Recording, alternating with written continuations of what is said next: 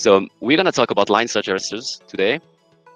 This is an effective mitigation method, which actually is a piece of a large puzzle, right? So we can also say it's the tip of the iceberg. It's visible, but what is the iceberg? Iceberg is this framework, this large framework connecting all the physical variables, all the different fields, and these are the fields I would like to address in this webinar. Everything starts with one critical point, which is balance between the lighting outage risk and the financial consideration. So this is the framework I was talking about. This is like the comprehensive strategy for lighting performance improvement. So the idea is to follow this red line for this webinar, starting with the lighting phenomenon itself, the data collection of lighting strokes, the analysis and the interpretation. Then we need to look at the lighting effects on the overhead line, the system parameters. And then comes the modeling and simulation. We would like to predict the performance of the lighting impact. Once you've done this simulation, you would like to implement a mitigation method, and you would like to optimize this method. Where lighting is related with dander clouds, and a dander clouds is basically charged positively at the bottom and positively at the top and negatively at the bottom. We might see discharge within the same cloud, which is called intra-cloud lighting. We might see discharge between two different clouds, which is a cloud-to-cloud. As I mentioned, about 75% of the lighting flashes do not reach the ground. So we're going to look at this 25%. When we zoom in this 25%, it's kind of interesting.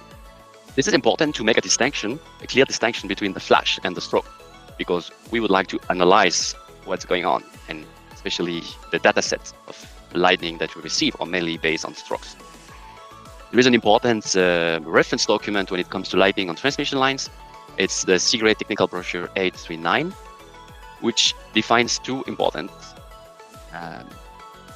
metrics. So the first one is the frequency of the lighting event, the frequency of occurrence, which is measured by the grand flash density. I think everybody here is familiar with the GFD, grand flash density, which is expressed in flashes per square kilometer per year. So a few words about lighting location systems. I'm sure that most of you are familiar with this technology, those networks. There are different providers in most of the countries that offer solutions, services such as Vaisala, Xweather, Earth Networks, now Caslinet, TOA Systems, etc. You have to pay attention. There are different providers which provide different quality of data, and this is crucial. Each provider has a different coverage and they use different technologies. So here's an example of determination of the lighting parameters using our own software called i3CM LLS, where we have the possibility to connect different lighting APIs and determine the lighting parameters along specific assets. We are using Sigma SLP that we also distribute. It's really a software which is dedicated for lighting performance improvement with a special feature for line surge arrestor implementation. Surge arresters are commonly used in substation to protect valuable equipment, to prevent potential damage on sensitive equipment, valuable equipment like power transformers. The same technology is used, whether we have gap or non-gap. This is the same technology. It's metal oxide varistors, which are used on overhead lines. The main difference is that they are used for a different reason, to prevent flashover, because we want to reduce the outages. So of course, this will protect the insulators, but this is not the primary function. Yeah, so the basic principle of metal oxide varistors, these are blocks with non-linear characteristics. When it comes to lighting protection on overhead lines, we're going to look specifically at this area where we see the lighting voltage, the lighting impulse residual voltage. There are three types of line arresters which are described. So we have two types which are metal oxide types. One is gapless, NGLA. One is gap type, EGLA. And another type, it's called CLG for current limiting gaps.